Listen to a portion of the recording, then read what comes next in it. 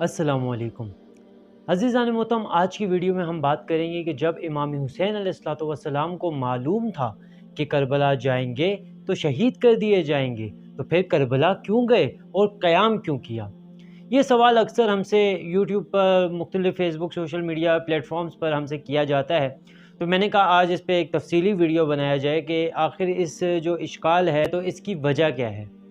अज़ीज़ान मोहतरम, बाज़ नादान लोग और बाज़ जानबूझकर इमाम हुसैन अलैहिस्सलाम के इस कारनामे, इस वाक़े करबला पर एतराज़ करते हैं कि अगर इमाम हुसैन अलैहिस्सलाम को शहीद होने का इल्म था तो क्यों करबला गए।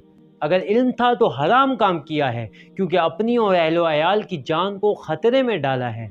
और अगर इल्म नहीं था तो इमाम भी हम जैसा होता है, यानी इमाम को भी आइंदा के बारे में हमारी तरह मालूम नहीं होता है। मुमकिन है एक शिया इंसान का जहन ये सोचने पर मजबूर करे कि इमाम हुसैन अलैहिस्सलाम ने ये क़याम करके ख़ुद अपने अहले बैत और अपने असहाब को हलाकत में डाला है, कि जिससे खुदावंद ताला ने कुरान मजीद में मना किया है कि ख़ुद अपने हाथों से अपने आप को हलाकत पे मत डालो।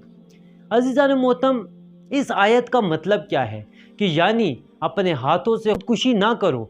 कैसे मुमकिन है इमाम हुसैन अलैहिस्सलाम के फर्जंद रसूल ग्रामी इस्लाम व अमीरुल मोमिनीन अलैहिस्सलाम हैं और दीन इस्लाम से कामिल तौर पर आगाह होने के बावजूद कुरान मजीद की इस आयत पर अमल ना करें। ऐसा हरगिज़ मुमकिन नहीं है।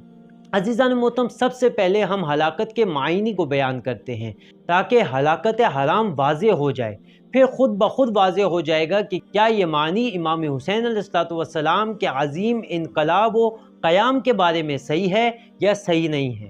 अज़ीज़ान मोहतरम, खुदावंद ताला कुरान मजीद में सूरह बकरा की आयत नंबर 195 में इरशाद फरमाता है कि खुदावंद ताला की राह में इन्फाक करो और अपने हाथों से अपने आप को हलाकत में मत डालो और दूसरों से नेकी करो कि खुदावंद ताला नेकी करने वालों को से मोहब्बत करता है।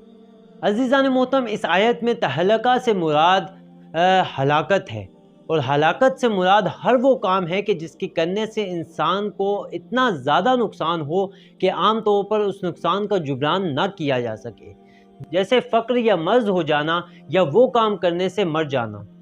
अज़ीज़ान मोहतरम, इस आयत की इब्तिदा में खुदावंद ताला की राह में इन्फाक यानी उसकी राह में ऐसा एसार व फ़िदाकारी है कि जिसका खुदावंद ताला ने हुक्म दिया हो और इस एसार व फ़िदाकारी को पसंद भी करता हो, फिर उसके बाद भी ख़ुद को हलाकत में डालने से मना किया गया है। बस इस आयत में हलाकत से मुराद वो हलाकत है जो एसार व फ़िदाकारी को खुदावंद ताला की राह में तर्क करने से हासिल होती है। अज़ीज़ान मोहतरम, फिर खुदावंद ताला फरमाता है कि नेकी करो यानी एहसार व फ़िदाकारी करके खुदावंद ताला की राह में तुम भी नेक काम करने वालों में से हो जाओ। वाज़िया है कि हर तरह की फ़िदाकारी नेक फ़िदाकारी नहीं होती और हर तरह की बख्शिश भी खुदावंद ताला को महबूब व पसंद नहीं होती। क्यों? क्योंकि अगर ऐसा होता तो पागल और कम अकल वालों की फ़िदाकारी और बख्शिश भी खुदावंद ताला के नज़दीक महबूब व पसंद होती, हालांकि ऐसा नहीं है। अज़ीज़ान मोहतरम, एहसार व फ़िदाकारी के जो खुदावंद ताला को पसंद होती है उसकी चंद शराइत हैं, उनमें से दो बहुत मुहिम हैं। एक ये है कि वो एहसार व फ़िदाकारी ऐसी राह और ऐसे हदफ के लिए हो कि अक्लमंद लोग उसको ठीक कहते हों, और अगर वो एहसार व फ़िदाकारी अकल के दायरे से खारिज हो जाए तो वो पागल और कम अकल लोगों के दायरे में दाखिल हो, तो ऐसे एहसार व फ़िदाकारी को खुदावंद ताला महबूब और पसंद नहीं होगी। अज़ीज़ान मोहतरम, दूसरी जो शर्त है वो ये है कि जो शय खुदावंद ताला की राह में एहसार और कुर्बानी की जा रही है वो शय अहमियत और इस काबिल भी हो कि जिसको कुर्बान करना आम लोगों के लिए बहुत ही मुश्किल और सख्त होता है, लेकिन ये बंदा फिर भी अपने हदफ के लिए हर तरह की चीज़ को आराम से कुर्बान कर देता है, जैसे माल खर्च करना, इल्म और अपनी तंदुरुस्ती के लिए। अज़ीज़ान मतलब खुलासा ये कि इंसान का हदफ जिस कदर भी बुलंद और बाअर्ज़िश हो उसके लिए एहसार व फ़िदाकारी भी उतनी ही बुलंद और बालातर होनी चाहिए। अज़ीज़ान मोहतरम, ये दो मतलब और ये दो असासी और बुनियादी शर्तें हैं कि जिनको लाजमी तौर पर हर किस्म की बख्शिश व फ़िदाकारी में मुलाहिज़ा करना होगा, ताकि वो फ़िदाकारी और कुर्बानी इस काबिल हो सके कि जिसको खुदावंद ताला की राह में कहा जा सके। अज़ीज़ान मोहतरम, ये जो मुकदमा मैंने आपके सामने बयान किया है, इससे یہ واضح ہو جاتا ہے کہ امام حسین علیہ السلام کا قیام بطور کامل خدا کے لیے وہ خدا کی راہ میں تھا، کیونکہ اس قیام میں دو مذکورہ شرائط مکمل طور پر پائی جاتی ہیں۔ پس عزیزان محترم، امام حسین علیہ السلام نے روز عاشورہ میں جو بھی فداکاری و قربانی دی ہے وہ خداوند تعالیٰ کی راہ میں اور مورد رضایت خداوند تعالیٰ تھی۔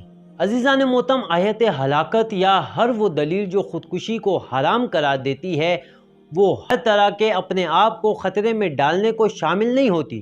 جان، اولاد، مال کی قربانی دینا اگر ایک ہدف و مقصد کے لیے ہو، جیسے کہ امام حسین علیہ السلام کا قیام تھا، وہ آیت و دلیل اس طرح کی فداکاری و قربانی کو حرام نہیں قرار دیتی، کیونکہ اس فداکاری و قربانی میں وہ دو شرائط بخوبی احسن پائی جاتی ہیں۔ عزیزان محترم، اگر امام حسین علیہ السلام اور ان کے اصحاب کی فداکاری روز عاشورہ نہ ہوتی تو اسلام قربان اور تمام انبیاء کی تمام زحمات و تعلیمات ضائع و دفن ہو جاتی۔ جس طرح کے گزشتہ ادیان میں تحریف ہوئی ہے اور آج وہ ادیان اپنی اصلی اور الہی شکل کھو چکے ہیں، اب ان کا فقط نام باقی رہ گیا ہے۔ اگر کربلا نہ ہوتی تو یزید و یزیدیت اسلام کے ساتھ کیا کرتے اس کو فقط خدا کی ذات جان سکتی ہے۔ پس عزیزان محترم، امام حسین علیہ السلام کا قیام عقلائی بھی ہے، اور جو امام کا بلند و مقدس ہدف تھا حفظ اسلام، قرآن اور سنت و پیغمبر، وہ اپنی جان، اولاد، مال اور اصحاب سے افضل و بالا تر تھا۔ رسول خدا صلی اللہ علیہ وآلہ وسلم نے فرمایا ہے کہ تمہارے پاس تین چیزیں ہیں: جان، مال اور دین۔ جب بھی جان پر مصیبت آئے تو تم نے مال دے کر جان کی حفاظت کرو، اور جب دین پر مصیبت آ جائے تو جان و مال دے کر دین کی حفاظت کرو۔ تو پس عزیزان محترم، یہ وہ دلائل ہیں کہ جن کے ذریعے سے ہم یہ ثابت کرتے ہیں کہ امام حسین علیہ السلام کا قیام اور ہدف و مقصد واضح تھا کہ وہ خداوند تعالیٰ کی راہ میں اپنی جان، مال اور اصحاب کو قربان کر رہے تھے، اور اس کو قرآن مجید میں حرام نہیں قرار دیا گیا۔ اگر اس میں آپ کو اور بھی کوئی اشکال ہے تو آپ نیچے کمنٹ سیکشن میں سوال کر سکتے ہیں، اور ہم کوشش کریں گے کہ اس پر ایک تفصیلی اور تحقیقی ویڈیو بنائیں۔ جزاک اللہ، بہت شکریہ۔